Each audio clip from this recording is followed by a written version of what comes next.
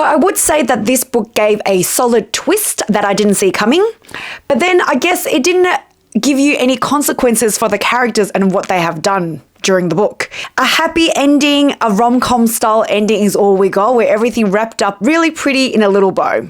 Because I just finished Dear Debbie and I need to talk about it with you. The final twist in this book is definitely something I did not see coming. The suspect, there was plenty. Finally, I guess Freida McFadden has learned that you need a few more characters in there to sort of throw you off the track and get you wondering who might have done it, as opposed to her more popular known book, The Housemaid, where there was only probably about 3 to 4 characters that you could actually choose from that would have done the crime. In this, there's definitely a lot more people thrown in the mix to keep you either interested or off track a little bit of who done it or what the ending might end up looking like. And I'm not sure why Debbie then ended up walking away from everything that happened like she didn't actually ruin multiple lives in her miss. It's a mystery to me, and that there's simply no consequences for her at all. So let's break this down, because what was that ending? Was it satisfactory? Was it not? I'll let you decide. Welcome to Twist, the whole insane story told, where we break down the entire plot of the most chaotic book on the internet. Dear Debbie is the new twisted thriller that will apparently have you cheering good on her, is the promise. But did that do that for me? I'll have to say not at all. Sometimes the revenge went a little bit too far in my opinion, but more on that later. Ultimately, this is a revenge story with a twist at the end. A different vibe, I would say, from other Freida McFadden books that I have read, where it is much more strewed in mystery throughout the book. Whereas this one, I feel like there is less suspense in it, but for majority of the journey that when you go through the book, everything is quite laid out plainly towards you, and it is what it is. It's quite linear and therefore not very clever in my opinion, and not very shocked factored for me as some of the other books that I have read in the past. The story follows Debbie Mullen. She is a housewife who has a part-time role writing for a local newspaper and advice column called Dear Debbie, hence the book name. This is where maybe wives or housewives in New England will come to her for sympathy and advice. PG advice, very family friendly, is what she normally offers to them. But recently, you've noticed that the advice has gotten a little bit darker, and maybe some of it is now starting to spiral out of control as her mood and her personality seems to be shifting, much like in her own life. Due to her advice getting a little bit unhinged now, she ends up losing her job, which is not great. And also in her family life, things are not looking too good either. She has 2 teenage daughters who are acting quite strange now in one way or another.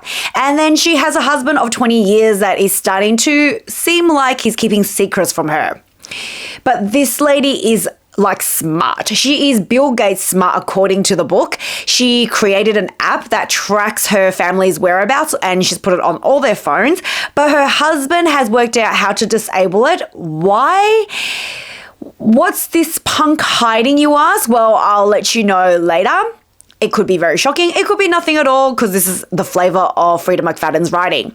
Debbie is over being now a doormat and just keeping it all quiet and keeping it all inside. And she's not going to take it lying down anymore. She's about to be the neighborhood punisher. It's now time for payback, basically, against all the people in her life who she deems is deserving of it the most. And that's it. That's pretty much the story. You follow Debbie along while she inflicts revenge on people she deemed are deserving, which I think there wasn't much anticipation or mystery to that, because you see it as it unfolds. It was obvious who was going to be on the receiving end and also the reasons why, except at the end, which I guess is the surprise twist of who the end, I guess, victim would be. Luckily, the writing is in the normal Freida McFadden style. It is easy to digest. It's very popcorn thriller, as a lot of people have pointed out. Chapters are really short and you can finish with this book really quickly and without having to concentrate too hard on it. So it makes it quite easy to read, and which is why I think it's quite popular still amongst everybody that likes to read a thriller but not have to obviously dig too deeply into it. Now, if you don't mind spoilers, they're about to head your way. So this is my spoiler alert warning here.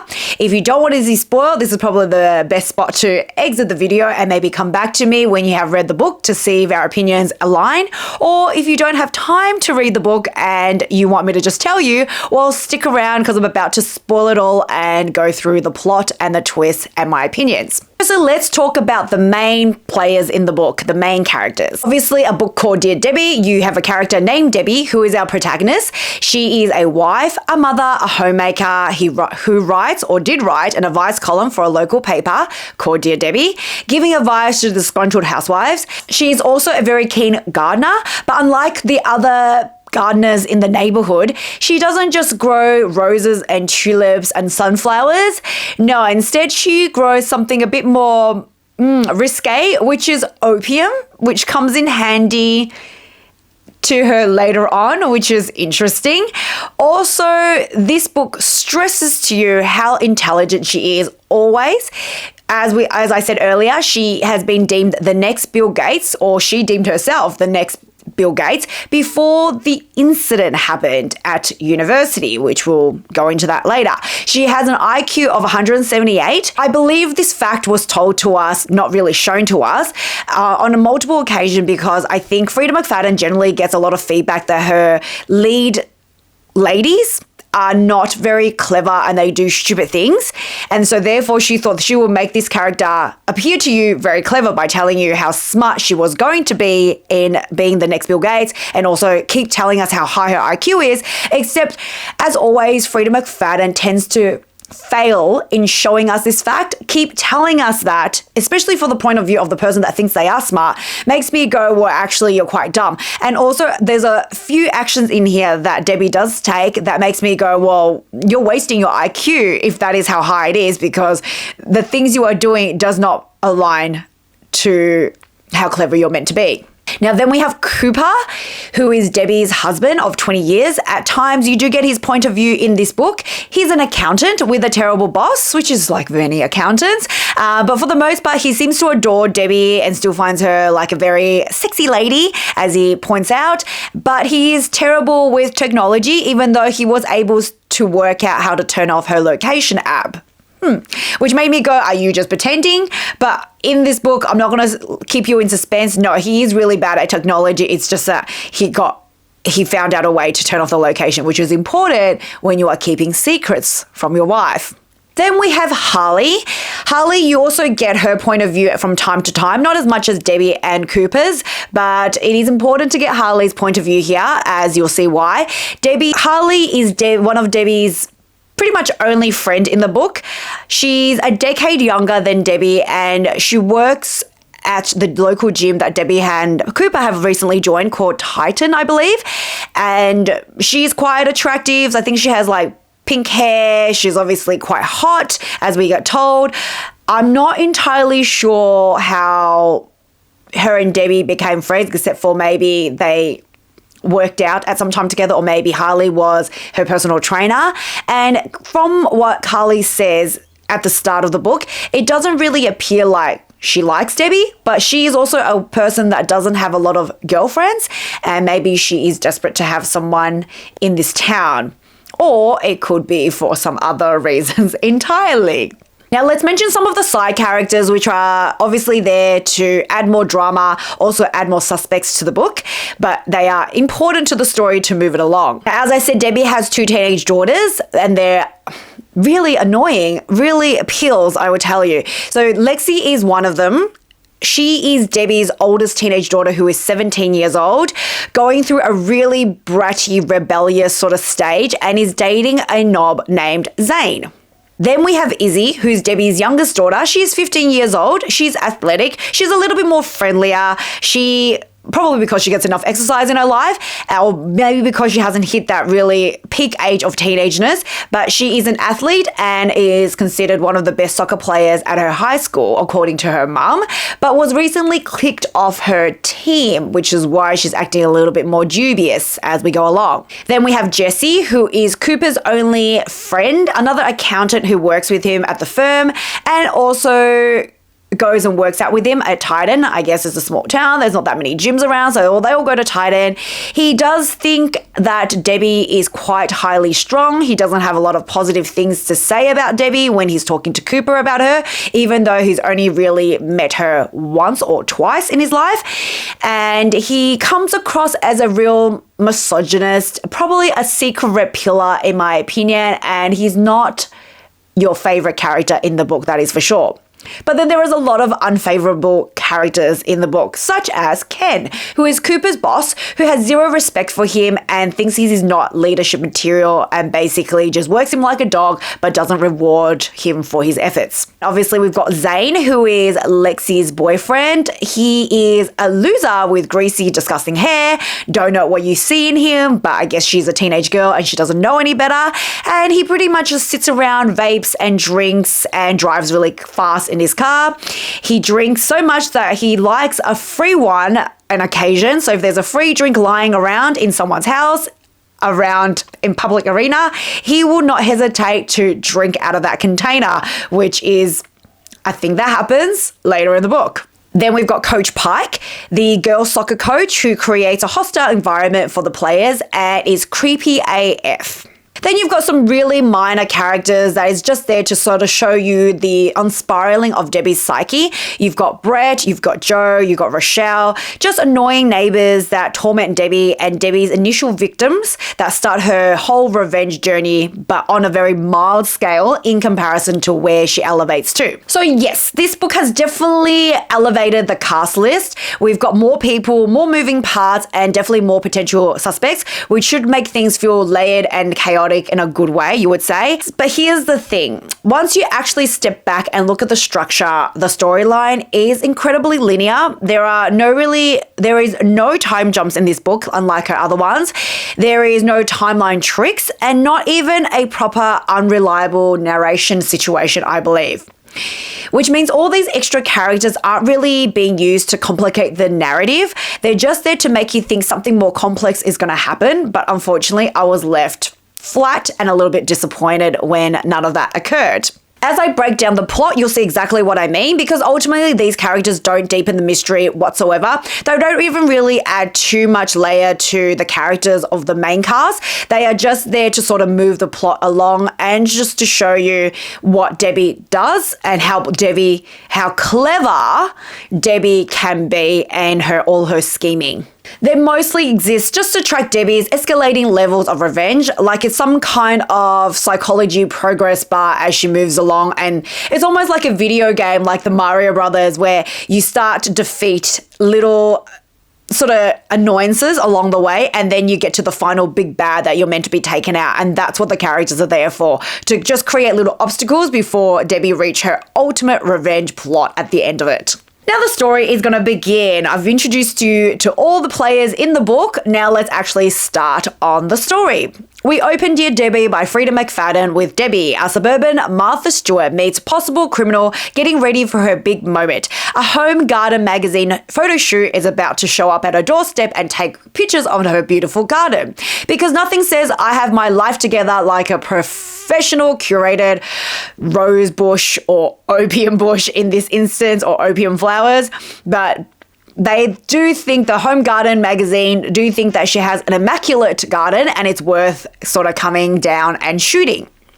Before that though, she's playing the role of domestic Martha, making breakfast for her family, who treats her like a background extra, in my opinion. Her two teenage daughters, they are emotionally unavailable, spiritually absent, physically also absent from the kitchen pretty much in the morning because they rush out the door without a single word generally. Her oldest daughter Lexi has actually implemented a rule to Debbie that she's not allowed to speak to her in the morning unless she speaks to her first, which is less teenage angst and more hostile workplace policy, in my opinion, and simply rude. She's so rude.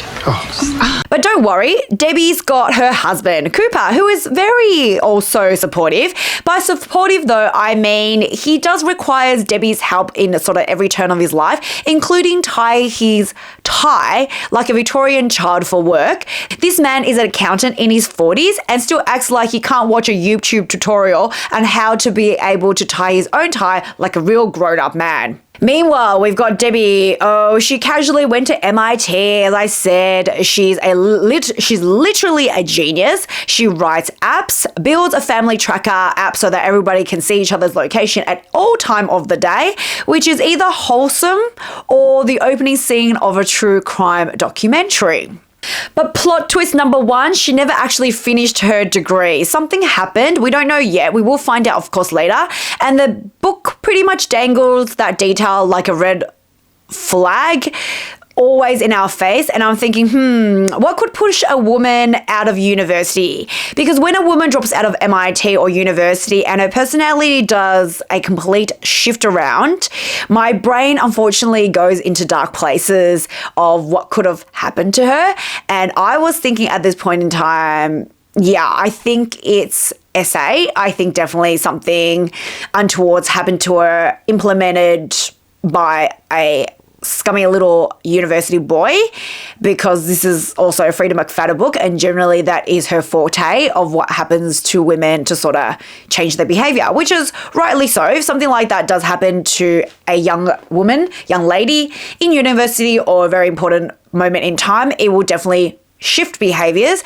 And so that's where I was thinking that would have been the reason why I pushed Debbie sort of out of university and for her to basically change her life path. But here's the thing. So we meet Debbie right at this point in time, and already Debbie seems a little bit off. There's no before version of her that we get to sort of flesh out. No baseline, just vibes and telling us that from Cooper's point of view and maybe her daughter's point of view that she's acting a bit weird. She's not the same as she used to be. Like, for example, when she does his tie-up, it wasn't as perfect as she always would do it. She at one time burns the toast or burns pancakes, which she never does because she's no longer a domestic goddess at all time.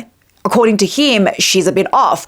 But one character telling us that doesn't help us make the story believable because we don't get to see it. We don't get the comparison. And because being a thriller book, at this point in time, I'm thinking maybe you are just an unreliable narrator and you're trying to throw me off. And like I've said in the past reviews with Freida McFadden, if she tells you to look left, you definitely should look right because she's trying to obviously push you into one direction. And because she's not clever enough to sort of offer you many paths and try to confuse you that way. She just has one path that she's pointing to, and then the path is always on the other side. And then you'll probably pretty much be able to guess what's happening. But even her advice column starts glitching a little bit. So I guess that's a little bit of a way to tell us that she's going off a little bit center. At first, it's very Pinterest mummy vibes. If your kids don't like your cooking, then maybe just ask them what they prefer and try to prepare something that they would like to eat so everybody's happy, dandy, da-da-da-da. But then it starts to escalate to if your husband complains about dinner, maybe ask for recipes he might like, and then without warning, we hit, and if he still complains, maybe add a little bit arsenic so he may never complain to you ever again. Clearly, something has shifted in Debbie's life, and Debbie decides she's done being disrespected by everyone around her. She doesn't go and seek therapy like most people would. She doesn't think maybe an honest conversation with people that have treated her badly would go in the right direction. No, she just hops, skips, and jumps straight into revenge, pretty much in the first couple of chapters and pages of the book.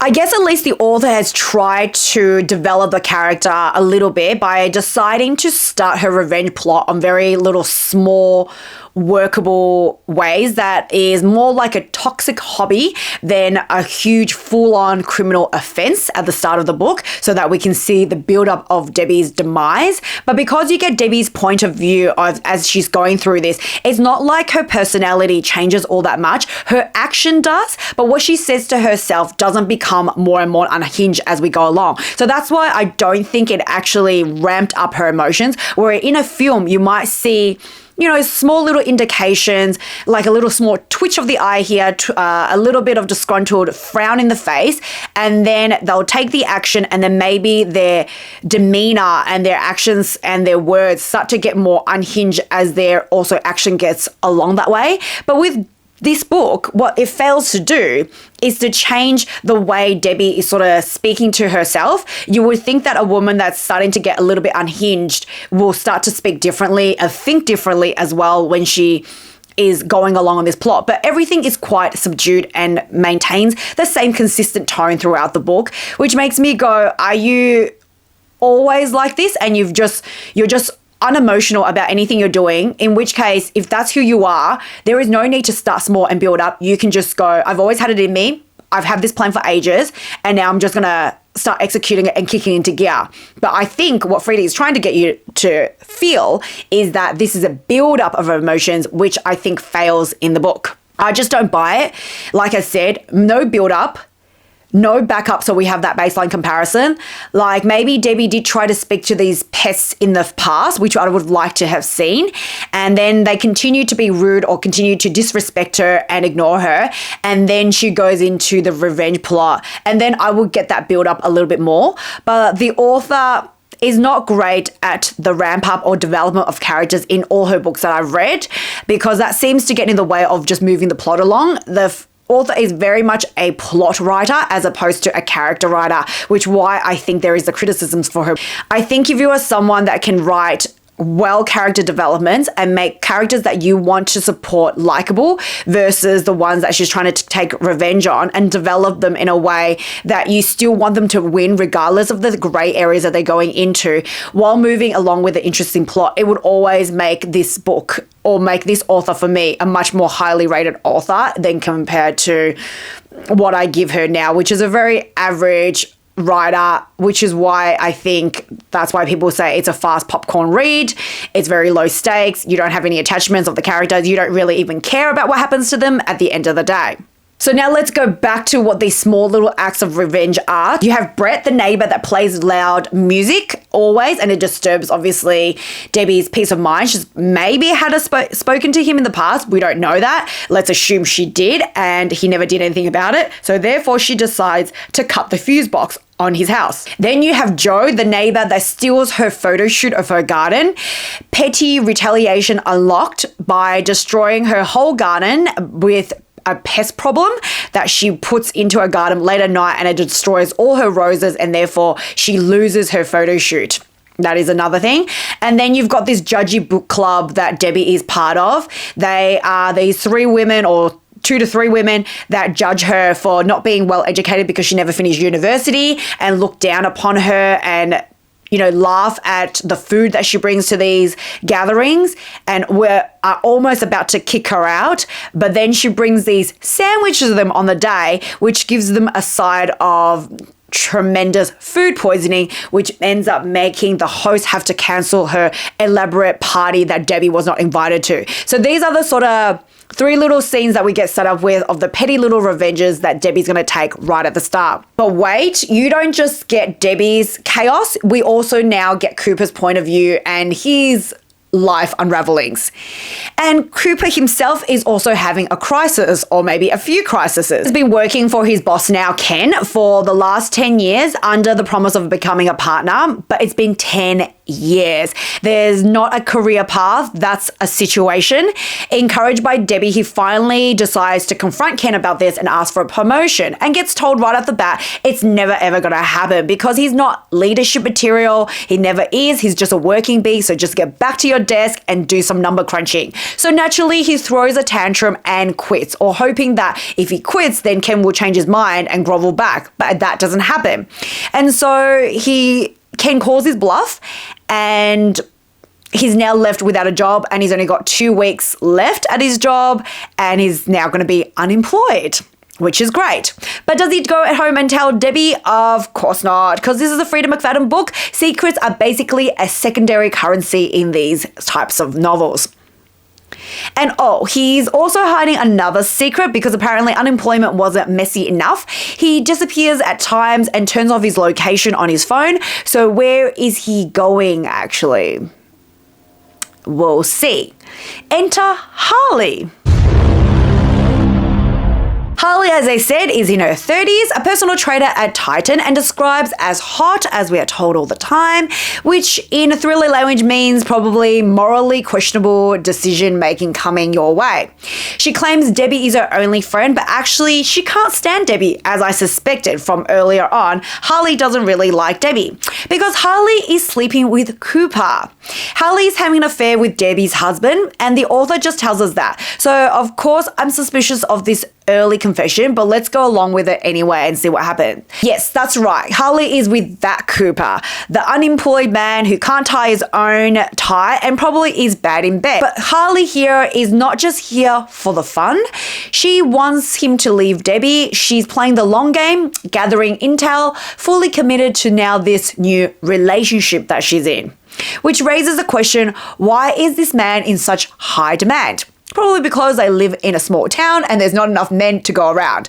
He's unemployed, he lies, and needs help dressing himself. But yes, he's still wanted by Harley, the hot 30-year-old. The bar for Harley is not very high, as you can see. It is practically on the underground.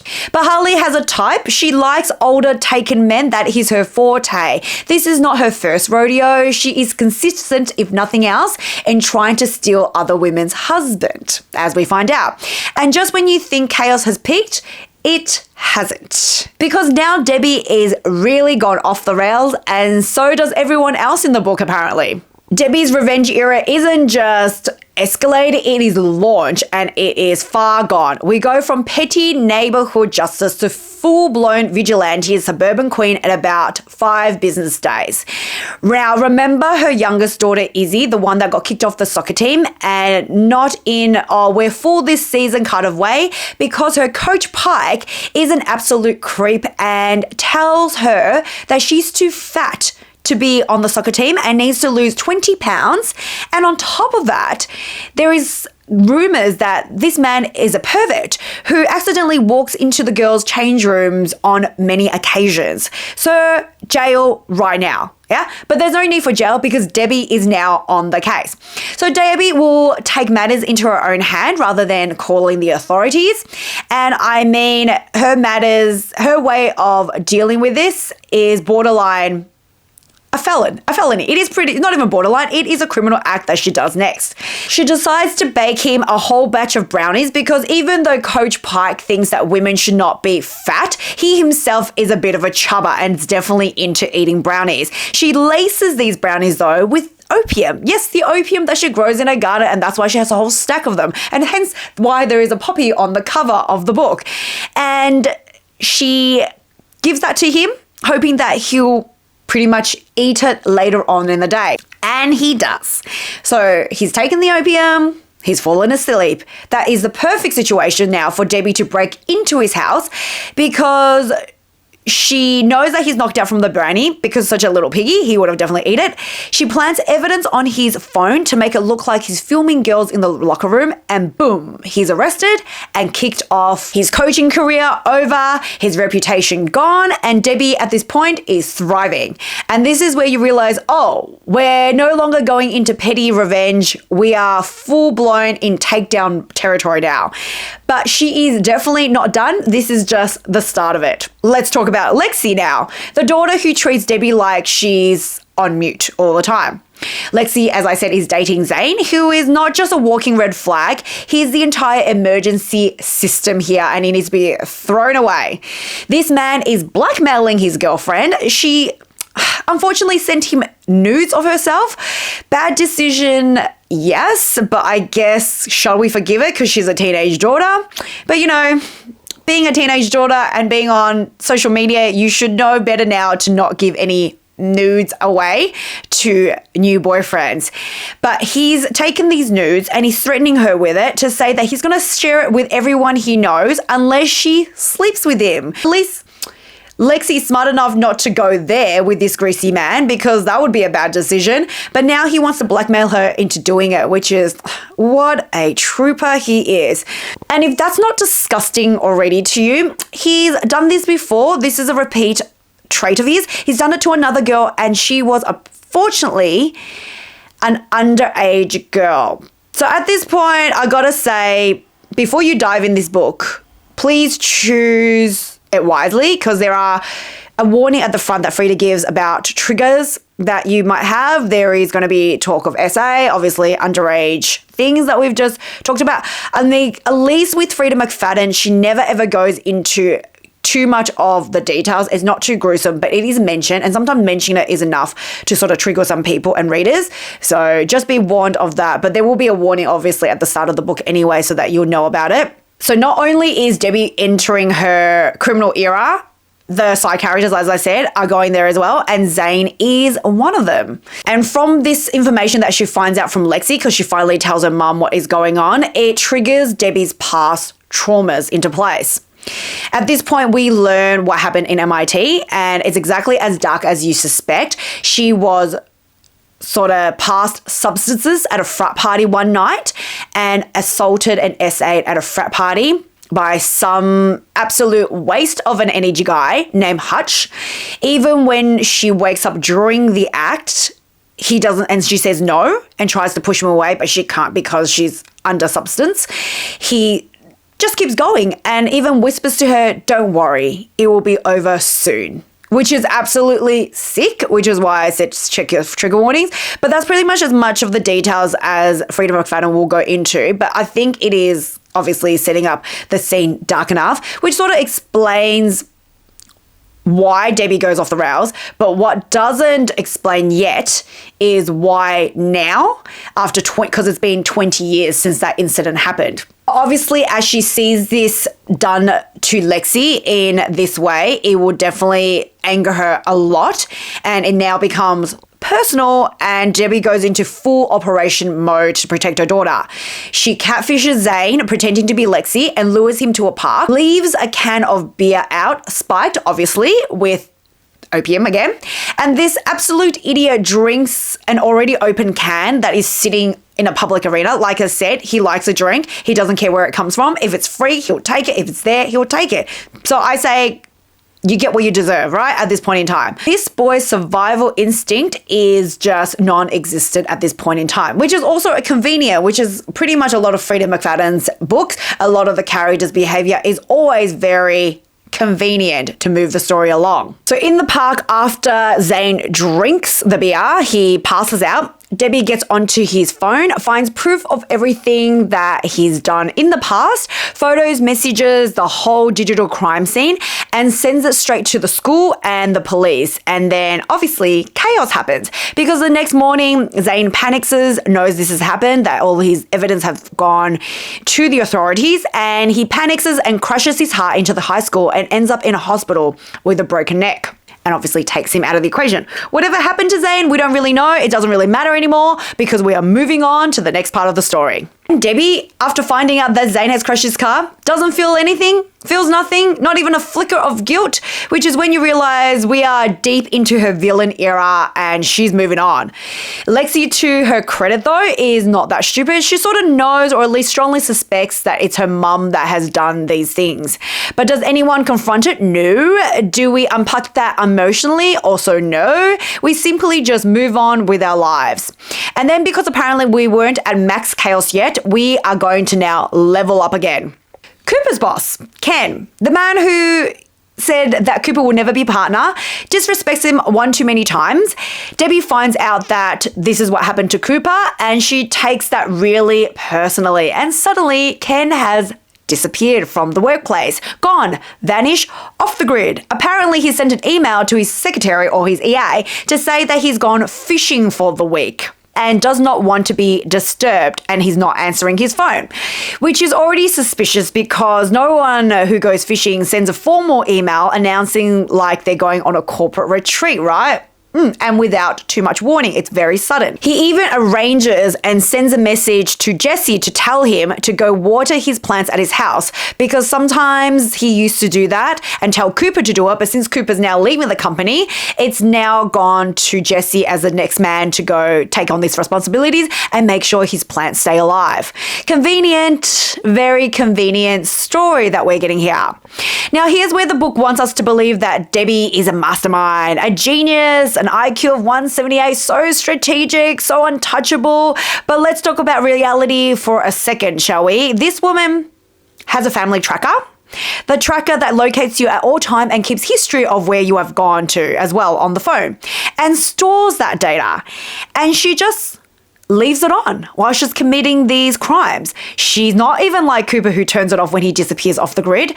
And you think, ma'am, this is your creation of the app. Why would you leave it on? Now, at this point in time, I'm thinking maybe you did it on purpose to throw people off your scent. Maybe you're trying to, put it in another location that you were not at. But no, that's not the case. It literally shows Cooper, who eventually finds out that you can look back on the history and see where your wife has been. And he does see, and he sort of knows and works things out and pieces it together of where she's been at. It's only near the end where she's doing her final act where she's like, my technological helpless husband knows that he needs to turn off his tracker when he disappears. Maybe I should do the same. You think so, lady? You should have thought that maybe 6 crimes ago, but at least finally, Miss High IQ, you have decided to turn off the tracker. But anyway, somehow no one investigates this app any further than Cooper just looking at it and be like, oh yeah, she's been at these locations that I don't know about. Interesting, huh? No authority checks on it. No one questions it any further of why you were there at this time. Again, we just move on. The only person, like I said, that does anything with it is Cooper, and he sees that Debbie has visited Ken right before his convenient fishing trip, and that's when things start to unravel, and we're getting to clearly the final act and the big reveal. All right, so buckle up, because this is where the book fully detaches from reality and just commits to the story of revenge. Cooper decides to play detective rather than calling any authorities and heads to Ken's house. And of course, there is a spare key hidden outside, because in this universe, in this book, everyone apparently stores their house keys under a decorative garden gnome like it's 1997 and there is no bad things happening and you don't have to be safe and lock your doors anymore. So Cooper lets himself in and finds Ken unalived, pew-pewed in the head and just lying there. And now we're thinking the same thing. Debbie girl, was the lack of promotion really worth this act of revenge on Ken? I'm thinking no. No one else in the book seems to think no. So again, we move on. In the meantime, while Cooper is discovering this fact about Ken, Debbie is off on her own side quest, because eliminating half of your social circle isn't time-consuming enough.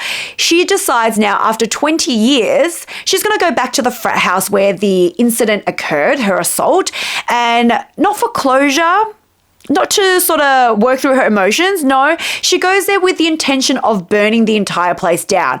Full revenge on the whole frat house now, even rather than just pinpointing it on the one person. As she's there, she meets the frat president, the current one, the new one after 20 years. Obviously, there's new ones now that everybody has moved on from their lives, and there's a new bunch of sort of university students who proudly explains that their new and approved policies about parties to keep women safe is that they tell women not to accept open drinks, which is rightly so, and that they block off the upstairs bedrooms because they don't want any funny business to happen up there while there is a party going on. Everybody should just stay downstairs where everybody can be seen, and any bad behavior is reported to the authorities, and that person, that brother, is definitely punished and kicked out of the frat and never to be returned again, which is very fair. And Debbie thinks, well, that is quite good. That is very good policy and that is growth.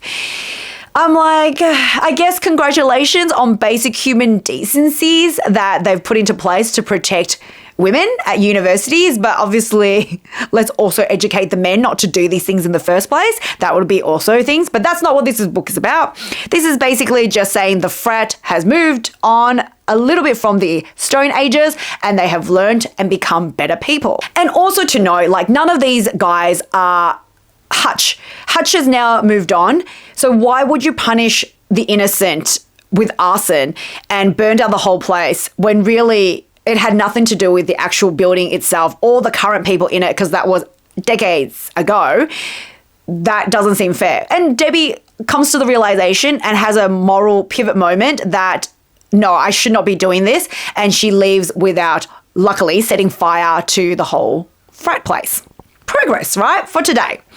But instead now she's heading over to Harley's house for lunch. Casually, normally, totally not tense at all, nothing to see here. But while she's there having lunch with her, she spots a man's t-shirt lying around in Harley's room. And it's not just any plain t-shirt, it is a t-shirt that Debbie recognizes, and she's suspicious that it looks very much like a t-shirt that Cooper wears.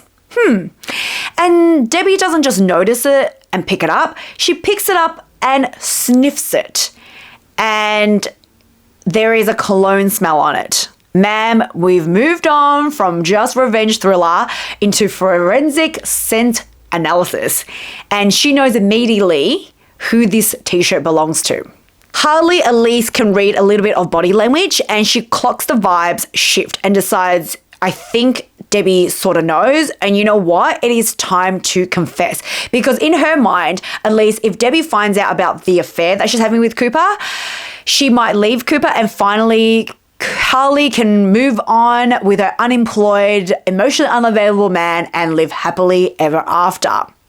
Dream big, I guess, right? Harley then sets up a dramatic dinner, invites Debbie and Cooper for the big reveal. Debbie arrives first. Harley starts her speech and tells her, hey, Debbie, just to let you know, I've been seeing someone and he's married. And Debbie's reaction? Nothing. Just a calm, slightly dead-eyed, oh yeah? Married, hey? Well, men do lie. Men do terrible things. I guess, honestly, that is a fair point, especially based on her experience. Fair point for her to think. And then the doorbell rings. Harley runs to get it and is quite excited. And she says, ooh, hi, Cooper, loud enough for Debbie to hear. Except, enter the man, and it's not Cooper. Huh? It's Jesse. Yeah. That Jesse, Cooper's friend, the one that works at the accounting firm that also works out with him at the same gym.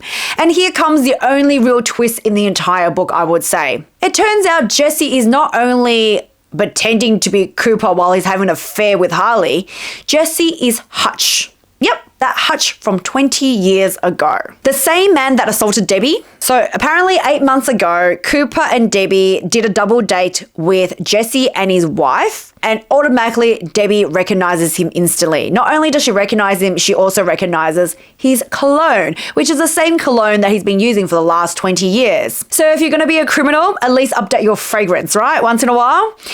But that moment is what triggered Debbie's entire spiral. And that's why she's been acting different from that moment onwards, because obviously it's all come out. She's repressed it for so long. Seeing him again has now basically sort of blown up her mind. And Cooper, not once did he sit down and ask, hey, Debbie, are you okay? You're acting a little bit different these days. Nope. He just observes the chaos and like, it's a weather pattern in the sky. He just observes it and realizes, I'm just a man-child and I can't do anything about it. And this is where everything ties up super, super neatly. Too neatly, in my opinion. Debbie already knew that Jesse was going to be coming to this place thanks to Cindy, Harley's co-worker, and she's been planning all along. She even gave Cindy, who works at the gym, some of her signature opium powder to spike Jesse's water at the gym earlier that day. Why is Cindy helping? Don't worry, I'll get to it. By the time though Jesse is at Harley's house, he's already halfway unconscious. Within minutes, he passes out. And Debbie, oh, she's ready for it. She pulls out a pew-pew, actually Jesse's pew-pew, where she had broken into his house and gotten it and stolen from him because I think he also has a key lying around in his garden. And she pew-pews Harley right in the head. And just like that, she frames Jesse. Not only for Harley's unaliving, but also now for Ken's. Because yes, she used the same pew-pew on Ken as well. And you know how Jesse has been going around ever so often to water the garden and water the plants in Ken's house? Well, there is video evidence of him entering and leaving the house all this time. And you would think, did Jesse not notice that Ken was unalive in the house? No, he just got in, got his job done and just left. Who cares? That is how we wrap it up so perfectly. No, he never noticed, and there's evidence, and there is also the pew pew. So all wrapped up very cleanly, isn't it?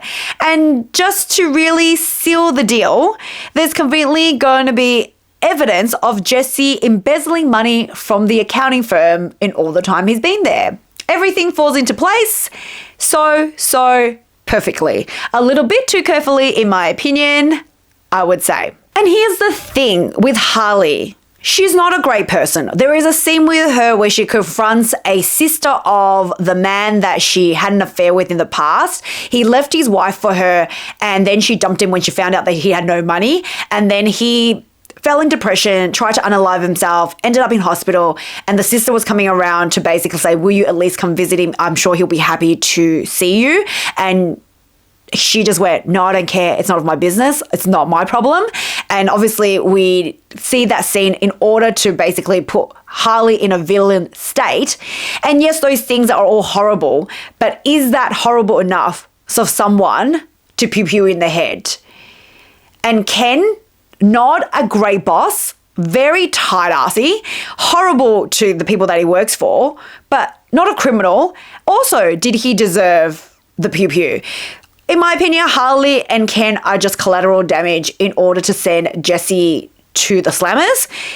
Why not just focus on Jesse? You're the one with the high IQ. You couldn't have found a better way to get your revenge on him? But it doesn't matter. A lot of Freida McFadden books, they will use other people's lives to get what they want, and we're meant to be just okay with it and move on from it, I think. Anyway, they're still going to wrap it up with a bow on top. Debbie gets away with everything. No one links her to Coach Pike. No one connects her to Zane. And Jesse, he takes the fall for all of the 2 lives that are lost. He's arrested, convicted, and sentenced to life in prison, where we're told he has a truly miserable time in there, with people inflicting revenge on him in other ways. And honestly, that part I don't have an issue with. He is a terrible person. What he did does require utmost punishment and revenge, and I'm glad that he got the punishment he deserved, where he went to life in prison. And yep, in prison it's rough. People will treat you badly, especially if you did bad things in the past. Apparently he's essayed other women in the past, and one of the victims that he had, I think their brother or someone that they knew, was in the prison with him, and rightly so, took a revenge for that person that he ruined. And that's all fair, but that's the only part I thought fair. And as for Cooper, well, what's his big secret, right? Why was he disappearing all the time? Well, it's because he's or was an alcoholic, and unfortunately he relapsed, and he was scared that he would relapse and become, unraveled and drink too much again. So he's been going to AA meetings, sneaking off and seeing his sponsor, and that's why he had to turn his location off, and that's why he seems a little bit shady recently, because of, I guess, the stress of work, having to make ends meet. He's started to drink a bit. So not a huge major secret, but he reveals that to Debbie. And then at the same time, when he reveals his secret, Debbie reveals her secret partially to say that she was essayed in MIT, and that's why she's been acting differently. So they both then decide to go to couples therapy, which is right, which is something you should have done a long time ago before this unraveled. But, it takes the revenge for them to realize that they need to go to couples therapy. And somehow this is just the happy ending where it meant to accept, I guess. Like, genuinely, it is a happy ending for the 2, because Cooper starts his own accounting firm and is a success, and finally learns technology and has a social media presence, put his picture up on the website so that people can't steal his identity in the future to have affairs with.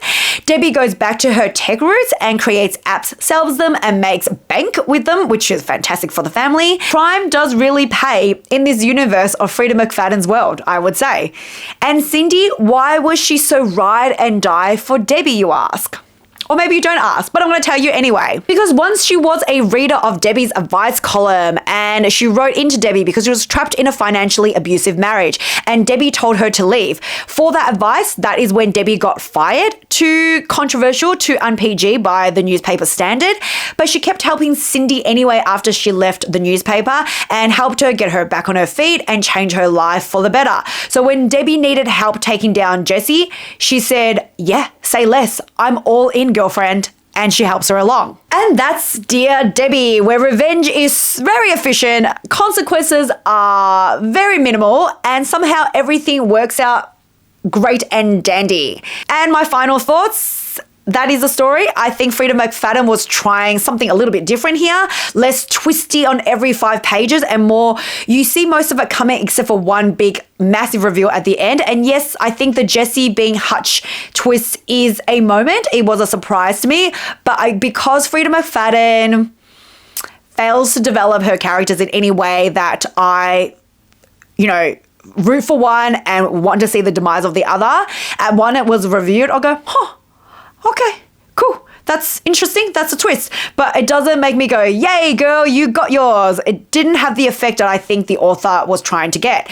So is it worth reading? Here's the thing with her books. They are definitely popcorn thrillers, super easy to get through, fast paced, just enough mystery to keep you flipping through the pages, which I did. I always find it's very easy to read her books, especially if you're in a reading slump or your brain doesn't want to sort of function at a high rate. Definitely her book is worth picking up for a read. Or if you are new to thrillers and you want to sort of dip your toe to see if you like this sort of genre, I think her books are also quite short and easy to read for that point in time as well, and easy to follow along. But I felt unsatisfied at the end of it because there was nothing really clever about it like I have read in other sort of thriller books along the way. The twist is wild, but in a that's really convenient sort of way. The coincidence of Jessie being Cooper's friend and somehow not recognizing Debbie or remembering what he did to her feels like a little bit or maybe a lot of a stretch.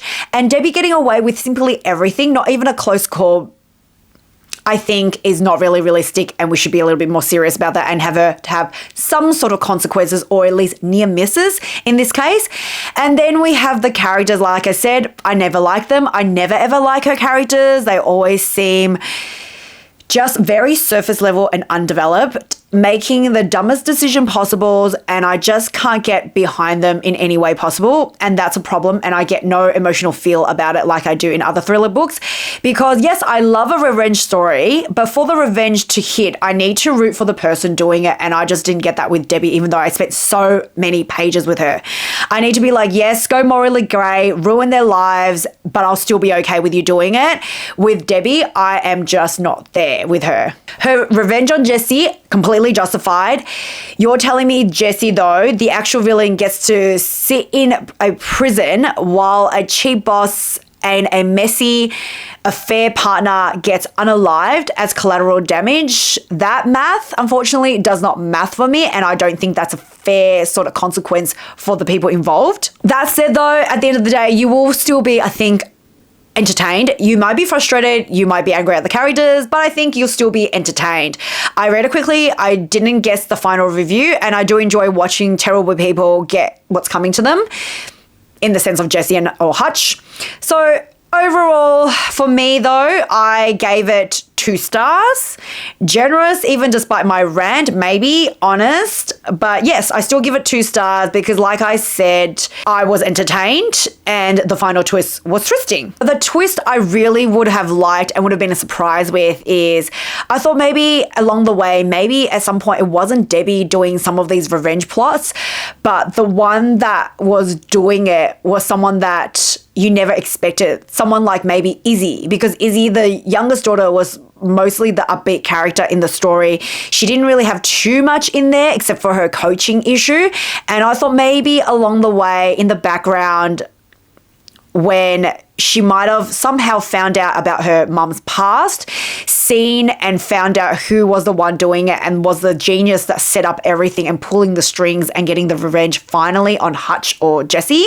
That would have been a fantastic twist that I wish I had, and I would have been surprised at it, and I think it was a missed opportunity. Anyway, if you made it through this whole twist breakdown, thank you so much. You now know more than Cooper ever will, which is, to be fair, not that difficult.